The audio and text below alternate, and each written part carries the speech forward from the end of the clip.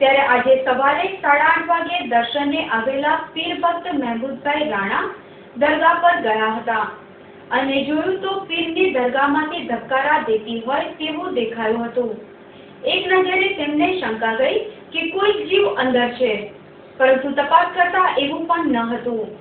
જોતજોતામાં આજુબાજુના વિસ્તારમાં જાણ થતાં જ મોટી સંખ્યામાં શ્રદ્ધાળુઓ ઉમટી પડ્યા હતા અને અમારી કેટીવી ટીમને જાણ થતાં જ મુલાકાત લેતા પીર મહેમૂદ શાહ વલીની મજાર પર ધબકારા કંડારી લેતા જાણે દુનિયામાં આજે પણ આપણી આશાઓ મનોકામનાઓ પૂરી કરતા સંતો ઓલિયા પીર આપણી વચ્ચે છે તેવું કલ્પના નહીં પણ સત્ય છે તેવું કહી શકાય। પવિત્ર ભૂમિ વડોદરાએ ખરેખર ગાયકવાડ સરકારની ભેટને આજે પણ યાદ કરીએ। અમારા આ સમાચારો આપ સમક્ષ રજૂ કરતા એવું પણ મહેસૂસ કરી રહ્યા છે કે આપને આ જોતા એકવાર જરૂરથી આ દરગાહની મુલાકાત લેવાની ઈચ્છા થશે। તો નોંધી લેશો સરનામું કે તે વડોદરા નજીક આવેલ દશરથ ગામની બાજુમાં સાકરદા આવેલ છે અને તેની બાજુમાં રાણિયા ગામમાં પીરજીની દરગાહ આવેલી છે।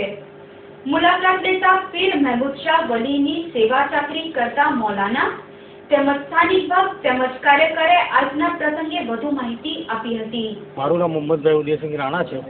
હું આજે સવારે મારા નવાસાને લઈને દરગાહ ઉપર જ્યારે મજાર ઉપર ફૂલ અગરબત્તીને દીવો લઈને આવ્યો, લગભગ તે વખતે 8:15નો ટાઈમ થયો હતો અને દરગાહ ઉપર ફૂલ અગરબત્તી કર્યા પછી જ્યારે હું ફાતિહા દરૂદ કરતો તે સમયે મને અચાનક હલચલ નજર આવી, એટલે મેં જોયું તો દરગાહ શ્વાસ લેતી હોય એવી ફૂલથી એમ ઉચકાતી હતી અને લગભગ આ વર્ષો જૂની મહેમૂદ શાહ પીર દાદાની દરગાહ છે।